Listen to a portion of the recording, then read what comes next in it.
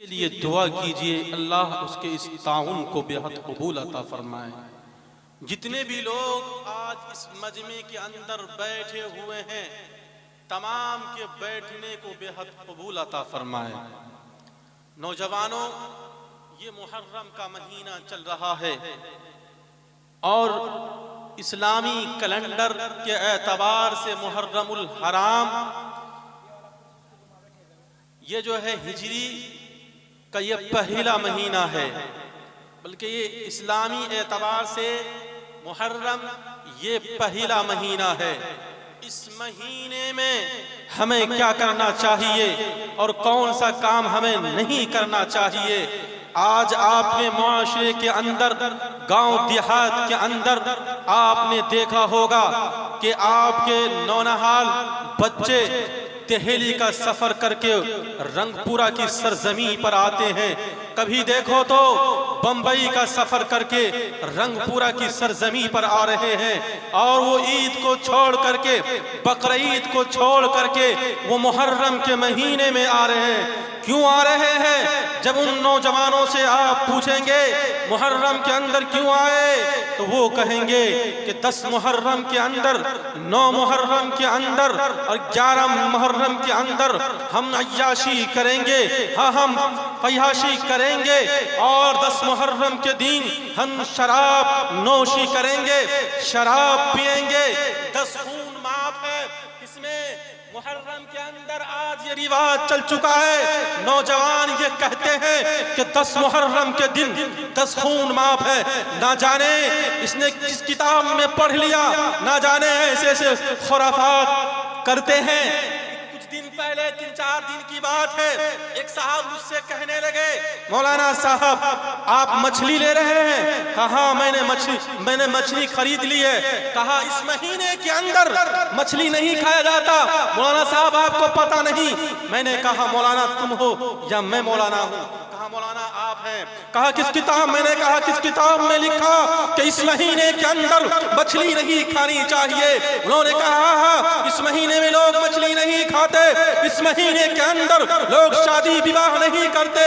हमने कहा किसी किताब के अंदर दिखला दो कि अगर किसी किताब में लिखा हो कि इस महीने के अंदर तुम शादी विवाह मत करो, मछली मत खाओ। इस महीने के अंदर ये लिखा है कि तुम लिसान को गाड़ दो। हाँ, इस महीने के अंदर क्या ये लिखा है कि तुम एक इमाम बाड़ा बनाओ और उस इमाम बाड़ा के फेरा लो? किसी किताब के अंदर नहीं लिखा गया। ये किताब, किसी भी किताब के अंदर अगर कोई दिखा दे कि फुला किताब में ये लिखा कि इमाम बाड़ा बना लो और इमाम बाड़ा का फेरा लो और उसमें खिचड़ा और पुलाव चढ़ाओ, किसी किताब के अंदर नहीं लिखा। और मैं इन मीडिया के हवाले से उन तक एक पैगाम देने की कोशिश करूंगा जो मातम करते हैं, जो अपने सीने पर ब्लेड चलाते हैं, जो अपने किस पे पीठ पर ब्लेड चलाते हैं, जो अपने सर पर ब्लेड चलाते हैं। इन मीडिया के जरिए से हमें पैगाम देने की कोशिश करता हूं। आप किसी किताब के अंदर देख लीजिए, दिखा दीजिए कि इस महीने के अंदर मातम है। सहाबा ने मातम किया, मोहम्मद रसूलुल्लाह सल्लल्लाहु अलैहि वसल्लम ने मातम किया। किसी किताब के अंदर नहीं लिखा। अरे किसी किताब के अंदर ये नहीं लिखा कि तुम ताज़िया बनाओ, तुम लिसान बनाओ। किसी किताब के अंदर नहीं लिखा। हम लोग मनगढ़ंत वाक़यात बताए हुए मनगढ़ंत वाक़यात को हम लोग अब तक लिए हुए हैं। जो हमारे आबा अजदाद ने किया था, जो हमारे पूर्वजों ने किया था, उसी को आज हम लोग लिए बैठे हैं कि हम लोग अगर लिसान नहीं गाड़ेंगे तो पूरे बस्ती के अंदर वबा फैल जाएगी। अगर हम लोग गश्ती को नहीं निकालेंगे तो बस्ती के अंदर वबा फैल जाएगी। याद रखो नौजवानों, जहां से एक मैसेज लेकर के जाओ, जब 10 मुहर्रम आए तो रंगपुरा के नौजवानों आज ये तय कर लो, तमन्ना कर लो, इस मजलिस से एक पैगाम लेकर के जाओ कि हम लोग इंशाअल्लाह 10 मुहर्रम के रोजे रखेंगे। 10 रखो या 11 रखो या तो 9 रखो या तो 10 रखो। और आशूरे के रोजे की फजीलत क्या है? अल्लाह के नबी अलैहिस्सलातु वस्सलाम ने फरमाया, जो शख्स आशूरा का रोजा रखता है उसके 1 साल के गुनाह माफ कर दिए जाते हैं। इंशाअल्लाह हम लोग आशूरा के दिन रोजा रखेंगे इंशाअल्लाह।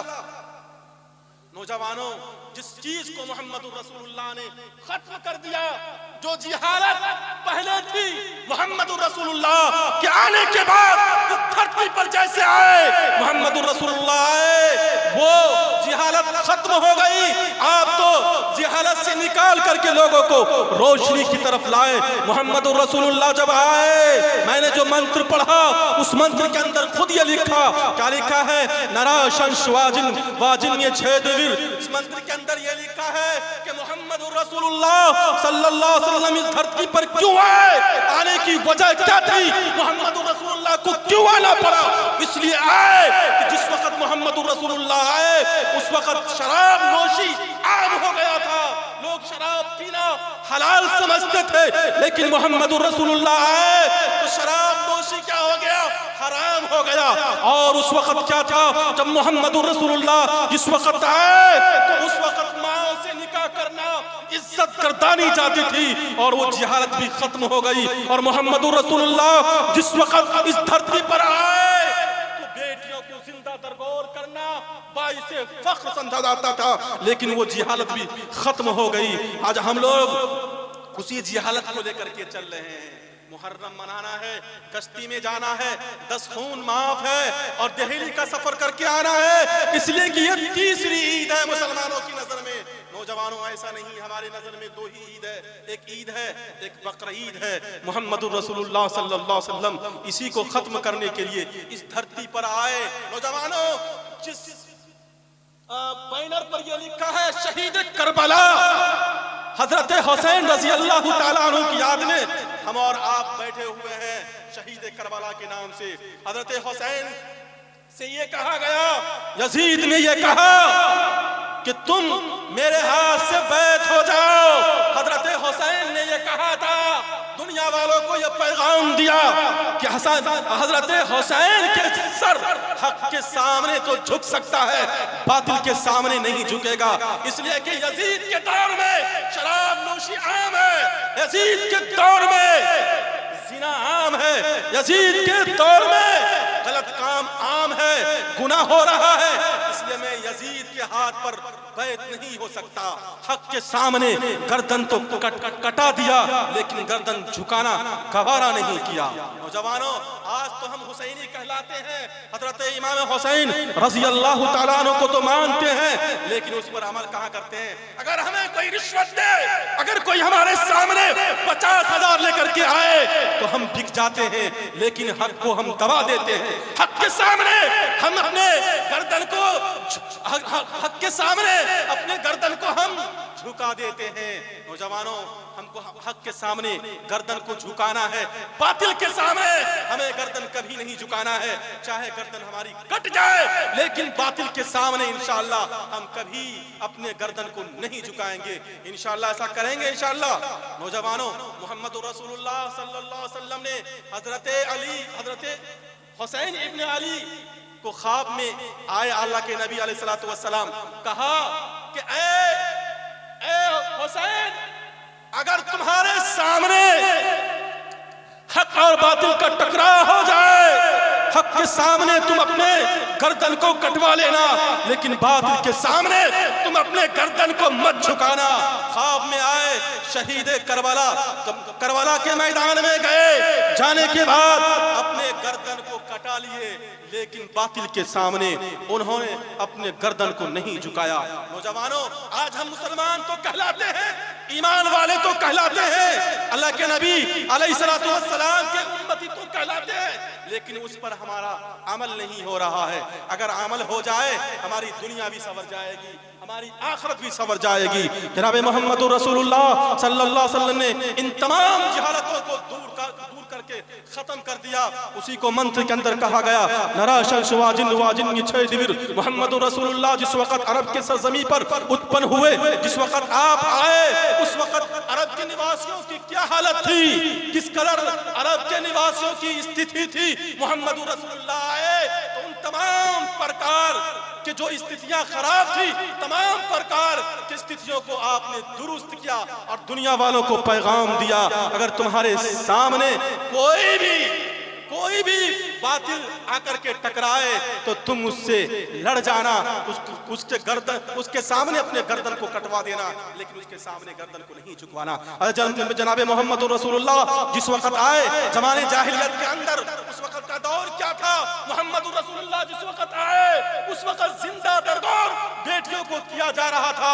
मोहम्मद रसूलुल्लाह आए तो उस जिंदा दरगोर वाले बच्चियों को इज्जत का मकाम दिया और तख्त सरा से उठा करके सुरैया में पहुंचा दिया। मोहम्मद रसूलुल्लाह सल्लल्लाहु अलैहि वसल्लम के जमाने में एक सहाबी रसूल है, अल्लाह के नबी अलैहिस्सलातु वस्सलाम ने उसको दावत दी और कहा कि तुम इस्लाम को कबूल कर लो। वो सहाबी रसूल ये कहते हैं, ऐ अल्लाह के नबी अलैहिस्सलातु वस्सलाम, हमने जमाने जाहिलियत के अंदर ऐसे ऐसे गुनाह किए हैं, ऐसे ऐसे काम किए हैं, अल्लाह मुझे माफ नहीं करेगा। अल्लाह के नबी ने कहा, ऐ मेरे सहाबी बता तो सही, तुमने जमाने जाहिलियत के अंदर वो कौन से ऐसे गुनाह किए हैं, कौन से ऐसे जुर्म किए हैं जो अल्लाह माफ नहीं करेगा? कहा हाँ अल्लाह के नबी अलैहिस्सलातु वस्सलाम, मैं कौम का लीडर था, मैं कौम का मुखिया था, मैं कौम का रहबर था। अल्लाह के नबी अलैहिस्सलातु वस्सलाम, हमारे दौर में ये हुक्म जारी हो गया था कि अगर किसी के यहाँ कोई बेटी पैदा हो तो उनको जिंदा दरगोर कर दिया जाए। मैं कौम का लीडर था, मैं कौम का मुखिया था, मैं कौम का सरपंच था, मैं कौम का मेंबर था। अगर किसी के घर में बेटी पैदा होती तो मैं हुक्म देता उसको जिंदा दरगोर कर दिया जाए। अल्लाह के नबी अलैहिस्सलातु वस्सलाम के ऊपर वही नाजिल हुई। अल्लाह के नबी अलैहिस्सलातु वस्सलाम ने कहा, वो तो जमाने जाहिलियत था, अब तुम जहालत से निकल करके, अब तुम तारीकी से निकल करके रोशनी की तरफ तुम आ गए हो। अल्लाह के नबी अलैहिस्सलातु वस्सलाम ने कहा, वो गुनाह तुम्हारे माफ हो गए। वो सहाबी रसूल कहते हैं, अल्लाह के नबी अलैहिस्सलातु वस्सलाम, हमने इससे भी बड़ा जुर्म किया है, इससे भी बड़ा गुनाह किया है। अल्लाह के नबी ने कहा, बता तो सही, हाँ हाँ बता तो सही, तुमने जमाने जाहिलियत के अंदर कौन से ऐसे गुनाह किए हैं जो अल्लाह माफ नहीं करेगा? कहा मैंने बहुत बड़ा जुल्म किया है, बहुत बड़ा मैं जालिम था जमाने जाहिलियत के अंदर, अल्लाह मुझे माफ नहीं करेगा। अल्लाह के नबी ने कहा, बता तो सही वो गुनाह कौन सा गुनाह है? वो सहाबी कहते हैं, मैं कौम का लीडर था, मैं कौम का मुखिया था, मैं कौम का सरपंच था। जब हमारे यहाँ हमारी बीवी हामला हुई तो मैं सफर पर जा रहा था। जब मैं सफर से वापस आया और जिस वक्त मैं सफर पर जा रहा था, मैंने अपने बीवी से ये कहा, जो तुम्हारे पेट के अंदर बच्चा है, जो बच्चा तुम्हारे पेट में पल रहा है, अगर ये बच्चा लड़की पैदा हो जाए तो तुम इसको जिंदा दरगोर कर देना। मैं सफर पर चला गया। अल्लाह के नबी अलैहिस्सलातु वस्सलाम, जब मैं कई वर्ष के बाद, कई साल के बाद जब मैं वापस घर पर आया, तो जब मैंने घर पर दस्तक दी, कुंडी बजाई, तो दरवाजे से आवाज आती है, कौन? जब मैं दरवाजा खोला तो वो बच्ची आती है और आने के बाद ये कहती है, कौन है आप? अब्बू जान, आप कैसे आ गए? आप कहाँ गए थे? आप नानी के यहाँ चले गए थे? आप कहाँ गए थे? नाना के यहाँ चले गए थे? वो बच्ची दरवाजे पर दस्तक देती है और देने के बाद वो कहती है, अब्बू जान आखिर आप कहाँ चले गए थे? मैं आपको तलाश कर रही थी, मैं आपको ढूंढ रही थी, मेरी आंखें फट रही थी। वो सहाबी रसूल ये कहते हैं, जब वो बच्ची दरवाजे पर दस्तक देती है तो मैंने कोई जुमला उसके बारे में नहीं कहा, मैंने कुछ नहीं किया, उसके सवाल का मैंने जवाब नहीं दिया। जब मैं अंदर गया, अपनी बीवी को देखा, मैं गुस्से के मारे अपनी बीवी से ये कहा कि तुमने अब तक इस बच्ची को जिंदा क्यों छोड़ रखा है? इसको तुमने जिंदा दरगोर क्यों नहीं किया? जमाने जाहिलियत का वाक़िया है नौजवानों। और वो सहाबी रसूल कहते हैं, मैंने अपनी बीवी को हुक्म दिया, आर्डर दिया कि इस बच्ची को जल्दी से तुम नहलाओ, इस बच्ची के सर में तेल लगा दो, इस बच्ची के सर पर कंघी कर दो और इस बच्ची को अच्छे लिबास पहना दो। ऐसे ही हुआ, उस बच्ची को नहलाया गया, उस बच्ची के बालों के अंदर तेल लगाया गया, उस बच्ची को तैयार किया गया, नए कपड़े पहना दिए गए और वो बच्ची जब घर से रवाना होती है और हमारे गोद में जब आती है तो वो ये कहती है, अल्लाह के नबी अलैहिस्सलातु वस्सलाम, वो ये कह रही थी, अब्बू जान आप मुझे कहाँ लेकर के जा रहे हैं? आप मुझे नानी के यहाँ लेकर के जा रहे हैं या आप मुझे मेला लेकर के घुमाने के लिए जा रहे हैं?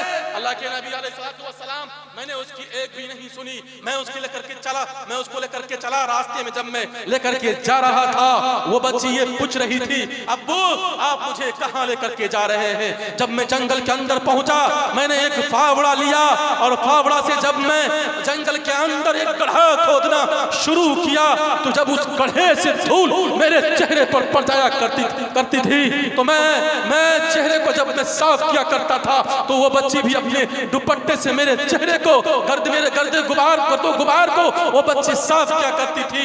जब मेरा पसीना मेरे बदन से निकलता, तो वो बच्ची अपने दुपट्टे से मेरे चेहरे के पसीने को वो साफ कर दिया करती थी। अल्लाह के नबी अलैहिस्सलातु वस्सलाम, मैंने गड्ढा खोदना शुरू किया, वो बच्ची ये कह रही थी, अब्बू जान आप इतना परेशान क्यों हैं? आप इतना परेशान क्यों हैं? आप गड्ढा जंगलों के अंदर क्यों खोद रहे हैं? मैंने उसकी एक भी नहीं सुनी। मैंने उस जमीन के अंदर, उस गड्ढे के अंदर मैंने उस बच्ची को जिंदा दरगोर कर दिया।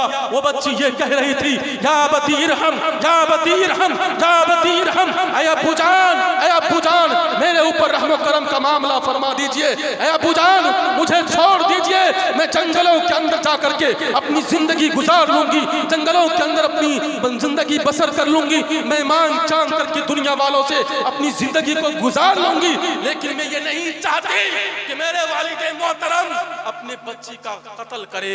मेरे नौजवानों, अल्लाह के नबी अलैहिस्सलातु वस्सलाम ने कहा, तुमने उस बच्ची को जिंदा दरगोर कर दिया। अल्लाह के नबी अलैहिस्सलातु वस्सलाम रो भी रहे हैं और इस वाक़ये को सुन भी रहे हैं। अल्लाह के नबी अलैहिस्सलातु वस्सलाम के ऊपर वही नाजिल हुई और कहा, ऐ सहाबिया रसूल, वो तो जमाने जाहिलियत था, अब तुम जिहालत से निकल कर रोशनी की तरफ आ चुके हो। अब तुम जिहालत से निकल करके रोशनी की तरफ आ चुके हो। नौजवानों, उस बच्ची को जिंदा दरगोर कर दिया गया। वो जमाने जाहिलियत था, वही जिहालत वाला काम आज हम लोग अंजाम दे रहे हैं। लिसान आपने किस किताब में पढ़ लिया कि 7 तारीख में लिसान लगाना है? आपने किस किताब में पढ़ लिया कि हर गांव के मोहल्ले में एक इमाम बड़ा तैयार करना है? आपने किस किताब में पढ़ लिया कि 10 मुहर्रम को मछली खाना हराम है? आपने किस किताब में पढ़ लिया कि मुहर्रम के महीने में शादी विवाह करना हराम है? अरे उलमा से तो कभी पूछ लिया करो कि मुहर्रम के महीने में हमें क्या करना चाहिए। जो करना चाहिए वो हम और आप नहीं करते हैं। वही जमाने जाहिलियत वाला काम आज हम लोग अंजाम दे रहे हैं। जो शराब नोशी खत्म हो गया, जिसको अल्लाह के नबी ने कहा ये शराब हलाल, तुम लोग समझ रहे हो ये हराम हो गया, लेकिन आज के नौजवान, आज का बिगड़ा हुआ माशरा 10 मुहर्रम के दिन, जिस दिन हमें और आपको रोजा रखना चाहिए, उसी दिन हम लोग शराब नोशी करते हैं। आशूरा के दिन अल्लाह के नबी अलैहिस्सलातु वस्सलाम रोजा रखा करते थे। अरे जब तुम शराब पियोगे, दारू पियोगे, अल्लाह के नबी अलैहिस्सलातु वस्सलाम को तकलीफ पहुंचेगी कि नहीं पहुंचेगी? नौजवानों, आज तय कर लो, तमन्ना कर लो, अगर तुम सच्चे और पक्के मुसलमान हो, अगर तुम कामिल ईमान वाले हो, तो तुम शराब नहीं पियोगे। अगर तुम शराब पियोगे, याद रखो नौजवानों, जब तुम्हें कब्र के अंदर रखा जाएगा, शराबी के बारे में बताया गया, जब एक शराबी को कब्र के अंदर रखा जाता है तो किबले की तरफ से उसका रुख मुड़ जाया करता है। नौजवानों, याद रखो, अगर हम शराब पिएंगे तो कब्र के अंदर हमें पिलाया जाएगा, जिसको हम दुनिया के अंदर देखना तक गवारा नहीं करते, वो पिलाया जाएगा। अरे शराबी के बारे में तो ये बताया गया, अगर तुम्हारे गांव में, तुम्हारे मुआशरे में कोई शराब पिए तो उससे तुम 40 दिन तक कते ताल्लुक कर लो, उसको तुम सलाम मत करो, उसके साथ तुम खाना पीना, उठना बैठना, इन तमाम चीजों को तुम खत्म कर दो। नौजवानों, शराब ऐसी हराम चीज है जिसके बारे में बताया गया, जब जो कोई शराब पीता है, अगर कोई गुनाह हाथ से करता है तो हाथ तक ही महदूद रहता है, अगर कोई गुनाह पांव से करता है तो गुनाह पांव तक ही महदूद रहता है, अगर कोई आंख से जिना करता है तो आंख तक ही जिना उसका महदूद रहता है, उसका गुनाह आग तक ही महदूद रहता है। लेकिन जब एक ईमान वाला, जब एक मुसलमान जब दारू शराब पीता है तो उसका पूरा का पूरा जिस्म गंदा और नापाक हो जाता है। तो आज तय करो, तमन्ना करो कि जिस दिन हमें रोजा रखना चाहिए उस दिन हम लोग शराब नहीं पिएंगे इंशाअल्लाह। हाथ उठा के बतलाइए इंशाअल्लाह। नौजवानों के हाथ उठना चाहिए इंशाअल्लाह। नौजवान हाथ उठाइए इंशाअल्लाह, नहीं पिएंगे। नौजवानों, ये मुहर्रम 4 ऐसे महीने हैं जो हुर्मत वाला महीना है और कुरान ने इसको खुद कहा, फला तज़लिमू फीहिन्ना अनफुसकुम, तुम अपने ऊपर इस महीने के अंदर जुल्म मत करो। जो तुम जुल्म करते हो, हाथ के जरिए से हो, चाहे पांव के जरिए से हो, चाहे आंख के जरिए से हो, चाहे जिस तरीके से भी जुल्म हो, उस जुल्म को तुम मत करो। इस महीने के बारे में बतलाया गया 4 ऐसे महीने हैं जिसके अंदर जुल्म को न करने की हमें तलकीन दी गई है। कौन सा है? जिलकायदा, जिलहिज्जा, मुहर्रम और रजब। इंशाअल्लाह हम लोग इन 4 महीनों में अपने ऊपर जुल्म नहीं करेंगे इंशाअल्लाह। कितने लोग हाथ उठा के बतलाइए इंशाअल्लाह। इंशाअल्लाह। अल्लाह तबारक व तआला से दुआ करें, अल्लाह तबारक व तआला हम सब को इस महीने की कदर करने की तौफीक नसीब अता फरमाए। हम लोग हजरत हुसैन रज़ी अल्लाह तआला अन्हु के नाम पर यहाँ बैठे हुए हैं। इस महीने की हुर्मत हजरत हुसैन रज़ी अल्लाह तआला अन्हु के शहीद होने की वजह से नहीं है। इस महीने की अजमत हजरत हुसैन रज़ी अल्लाह तआला अन्हु के शहीद होने की वजह से नहीं है, बल्कि आपके शहीद होने से 49 साल पहले अल्लाह के नबी अलैहिस्सलातु वस्सलाम के ऊपर कुरान की आयत नाजिल हो गई, मिनहा अरबातुन हुरुम। ये महीने सिर्फ हजरत हुसैन रज़ी अल्लाह तआला अन्हु के शहीद होने की वजह से हुर्मत और अजमत वाला महीना नहीं है, बल्कि अल्लाह के नबी अलैहिस्सलातु वस्सलाम के ज़माने से ये हुर्मत और अजमत वाला महीना है। इस महीने की कदर हम लोग करें, इंशाअल्लाह कामयाबी कदम हमारी यहाँ भी चूमेगी और हमारे यहाँ से जब हम लोग यहाँ से जाएंगे वहाँ भी हमारी कदम कामयाबी चूमेगी। तस्मा शास्त्रम परमानम ते कारिया कारिया व्यवस्थतु। आप अगर आपको शरीयत मालूम ना हो तो यहाँ मारूफ राही साहब बैठे हुए, इनसे शरीयत पूछ लो। अगर आपको मुहर्रम के बारे में मालूम नहीं है, बहुत सारे लोग शादी विवाह नहीं करते इस मौके से कि मुहर्रम में शादी नहीं करेंगे। मुमानियत है, हजरत अली रज़ी अल्लाह तआला अन्हु की शादी इसी महीने के अंदर हुई। तो जवानों, आपने अपने ऊपर हराम करार लिया कि हमारे ऊपर शादी विवाह नहीं है इस महीने के अंदर, मछली खाना हमारे ऊपर हराम है।